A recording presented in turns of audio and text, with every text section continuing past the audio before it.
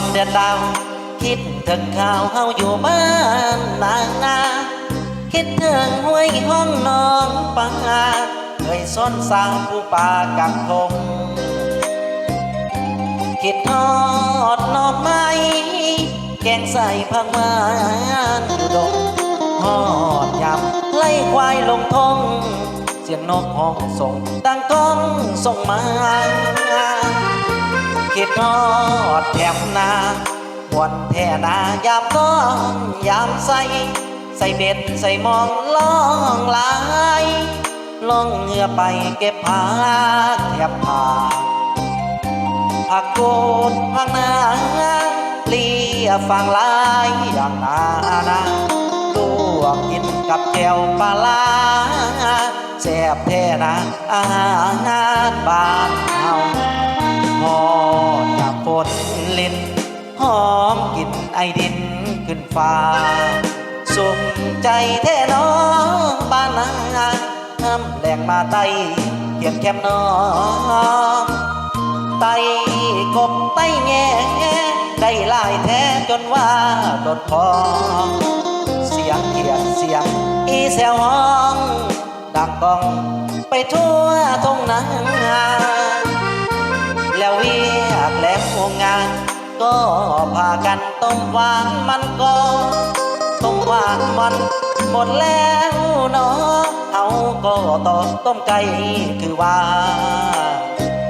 แก้มกับเหล้าขาวซุ่มผู้สาวมวนแท้ละนาแม่นอยู่สวรรค์เมืองฟ้าบ่เท่าบ้านนะสองเอาเมืองเดิม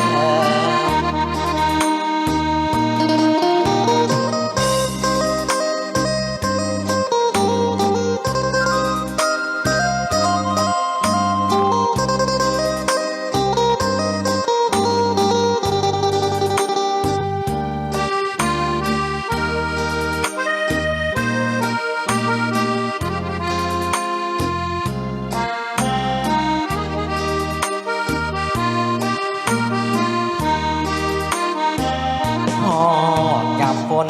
ลิ้นหอมกลิ่นไอดินขึ้นฟ้าสุขใจแท้น้อบ้านนาคำแหลงมาไต่เหยียดแคมน้อง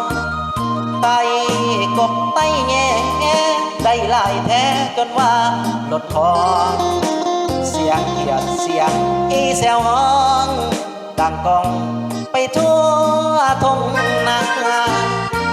แล้วเวียกแล้วงานก็พากันต้มหวานมันก็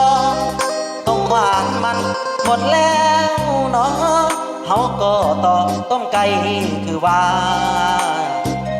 แก้มกับเหล้าขาวซุ่มผู้สาวมวนแท้ละนาแม่นอยู่สวรรค์เมืองฟ้าบ่เท่าบ้านนะขอเอามือ